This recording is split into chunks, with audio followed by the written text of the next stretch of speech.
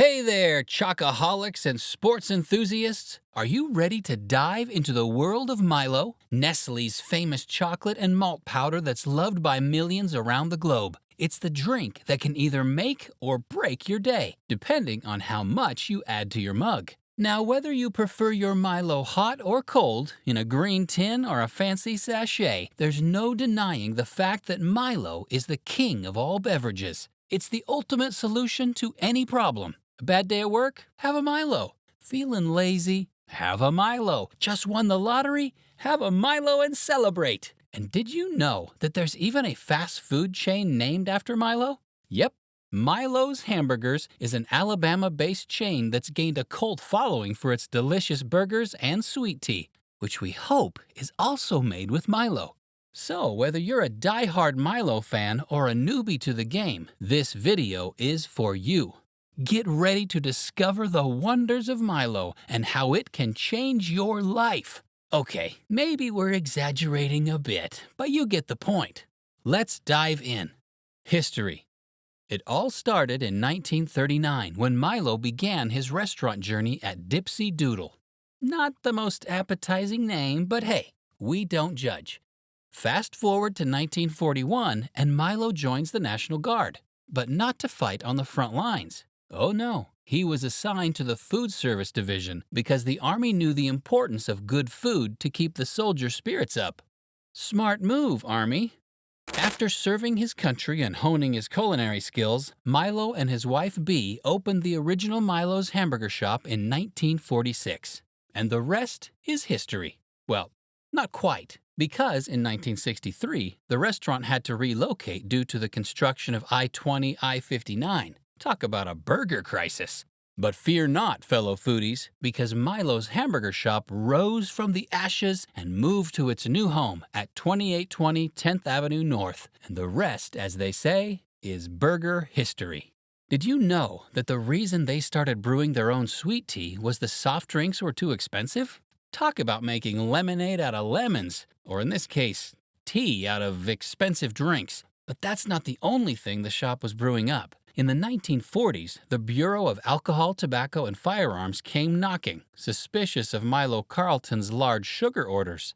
They thought he might be secretly distilling moonshine, but nope, just a man with a passion for sweet tea and delicious burgers. Speaking of burgers, did you know that the famous Milo sauce wasn't even a thing when the restaurant started? It was all thanks to Carlton's experimentation and listening to his customers' feedback. And when they started asking for extra sauce on their burgers, he knew he had hit the sauce jackpot. And let's not forget that the recipe for the famous sauce is still a closely guarded secret. It takes 6 hours to manufacture, and each batch produces a whopping 250 gallons of sauce. That's enough sauce to make anyone's mouth water. Milo's Hamburger Shop has a tradition of putting an extra plug of beef patty on top of each burger. This practice started back when the hand-shaped patties were prone to losing their edges during cooking, and it has been preserved as a signature of Milo's hamburger. Who knew that a simple extra patty could make such a big difference? Milo Carlton's son, Ronnie Carlton, and his wife Sheila eventually joined the family business. Ronnie bought the shop from his dad in 1980, keeping the delicious legacy alive. And it wasn't long before Milo started selling franchises in 1983. The first franchisee, Dean Chitwood, opened a shop on South Side, and other franchisees quickly followed suit. But the parent company was strict about the operations, from what vendors were used to employee uniforms, giving the franchisees little leeway in the beginning. And speaking of the original store, it closed shortly after the South Side franchise opened. Separation. After Ronnie Carlton sold the restaurant portion to Chitwood, Tom Deckel and a group of investors took over and made sure the sauce recipe stayed a secret. But things got a little heated when the restaurant began brewing its own iced tea, causing Milo's Tea Company to end its supply agreement. Milo's franchise wasn't going to take it lying down and sued for preemptive justice. And when the pandemic hit, Milo stepped up to the plate by selling their famous sauce in bottles for a cause. They raised $13,000 by selling 6,500 bottles, proving that their sauce is not only delicious, but also philanthropic.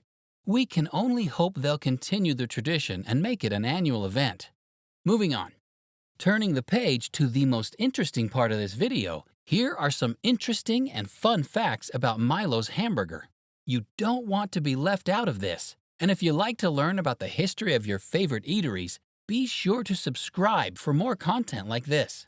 Founder Carlton perfected the recipe for his secret sauce by asking customers to weigh in on the taste. Milo believed in hard work, but he also knew the secret ingredient to success was giving a little something extra. So Milo spent his days tinkering with his sauce recipe, listening to his customers and their taste buds. Some said it was too spicy, others said it was too sweet. But Milo kept on going until he heard those genuine and "oh yeah" from his loyal fans. They would come early, eager to grab a seat near the grill and have a say in the sauce's evolution. And as it turns out, their opinion was the only one that mattered. Milo knew that to stand out, he had to be himself and make something special for those who loved him most. And boy, did he hit the jackpot with that sauce. It's been a staple on their burgers for years and hasn't changed a bit since Milo's tinkering days. Tea is better than Coke. Back in the day, Milo was faced with a tough decision: keep buying Coke or brew his own tea. Milo wasn't a fan of breaking the bank, so he decided to become a tea brewing mastermind. With a heap of sugar, he crafted the perfect blend, and Milo's famous tea was born. The demand for Milo's tea was so high that they started selling it in gallon plastic jugs in 1989. Now you can find Milo's tea in single-serve containers and grocery stores all over the Southeast. And don't worry, health-conscious folks. They have unsweetened and no-calorie Splenda teas, too. Milo's tea is proof that when life gives you lemons, you should brew tea and add some sugar. Milo's new breakfast menu. Rise and shine, breakfast lovers. Milo's has heard your stomachs growling and your morning cravings calling, and they have answered with a brand new breakfast menu. Get your early morning fix with a delicious selection of wraps, cinnamon rolls, hash browns, and biscuit sandwiches loaded with your choice of Conecuh sausage, bacon, sausage patties, or chicken. And the best part? You don't have to wait until the weekend to indulge in a hearty breakfast, because Milo's is now serving breakfast from 5:30 to 10 a.m. at their Southside location in Birmingham. Token of appreciation. Milo's gesture of giving his customers a little something extra on their burgers has become a legend that has withstood the test of time. He always cut up extra patties and put an extra piece of meat on top of his saucy burgers. It's no wonder they didn't feel the need to come up with a fancy name for it. They called it, cleverly, the Little Something Extra. It's just that good. And now, over 75 years later, the tradition still lives on. It's their way of saying thanks to their loyal customers and honoring the hardworking people of Birmingham's steel industry who helped them get their start. Milo's burger restaurant chain sues sister tea company. The Milo's hamburger chain is in a bit of a family feud with its sister tea company. It seems that the two companies were once united under the leadership of Milo Carlton, but they split up in 2002 with the hamburger chain controlling the restaurants and the tea company controlling the tea. However, the Carlton family still owns the tea business. Recently, the hamburger chain filed a lawsuit claiming that the Carlton family sold stock in the tea business to outside investors, in violation of a right-of-first-refusal agreement. The restaurant chain wants the court to rule that it can sell tea from another supplier in Milo's cups, and is hoping to put an end to the sale of Milo's tea altogether. Looks like this family is not getting along over their beverage business. Well, we hope you found this video informative and entertaining. Now we have a question for you. Are you a Team Hamburger or Team Tea?